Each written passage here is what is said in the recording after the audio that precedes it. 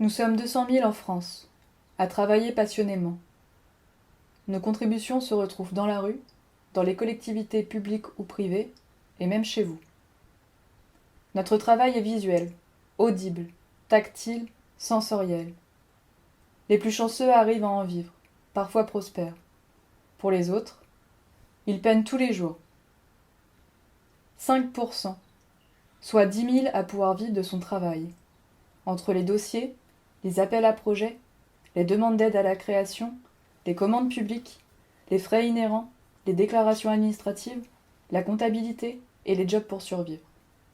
Animation, intervention, médiation pour rester dans un même domaine.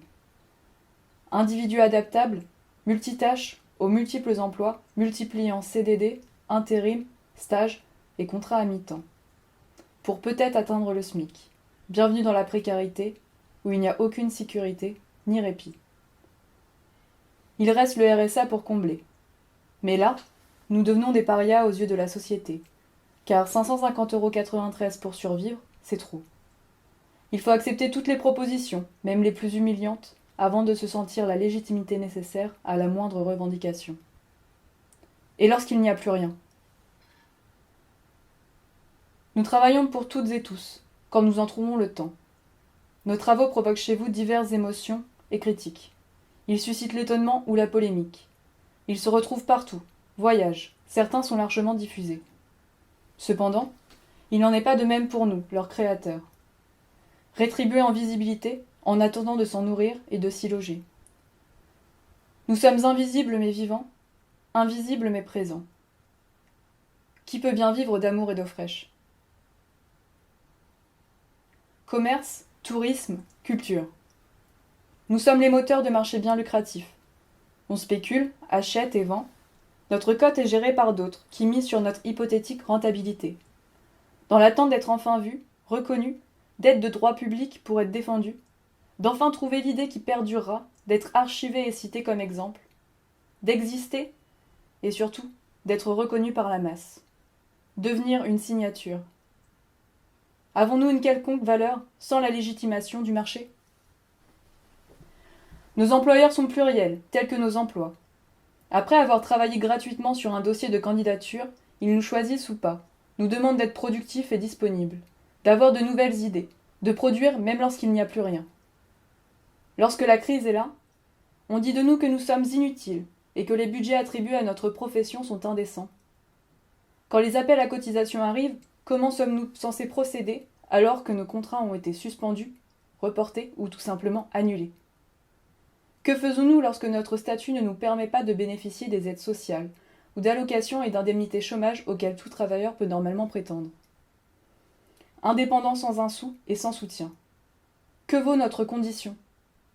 Nous sommes l'allumette, nous créons des emplois, des petites entreprises, des événements, des rencontres et des réalités tangibles.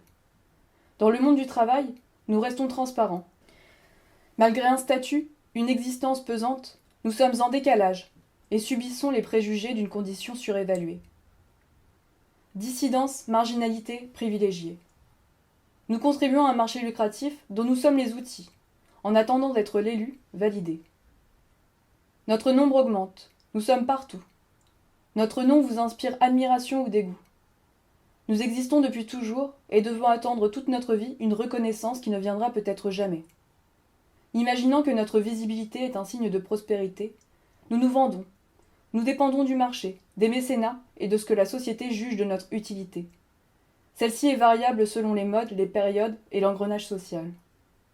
Être ne suffit pas, il faut servir, être utilisable, malléable, produire, questionner, détourner, participer, réinterpréter sans cesse. Est-ce bien un travail après tout? Pour certains, nous sommes des privilégiés. Notre existence est une incompréhension telle que ce que nous concevons. Aujourd'hui encore, on nous oublie. Les invisibles n'ont besoin de rien pour être.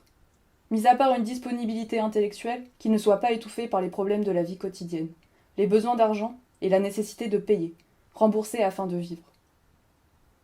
Dans une société où l'existence est monétisée, payer pour se loger, payer pour manger, payer pour être soigné, payer pour être assuré, payer pour être protégé, payer pour être heureux, payer pour être estimé, payer pour être... Nous sommes partout dans ce que vous voyez, rencontrez, achetez, diffusez, copiez et jetez. Nous sommes inspirés, vous en êtes inspirés. Vous nous aspirez. Aujourd'hui, nous mourrons. Notre condition, nous devons la repenser.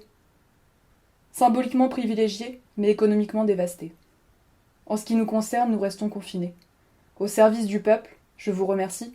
Vive la France.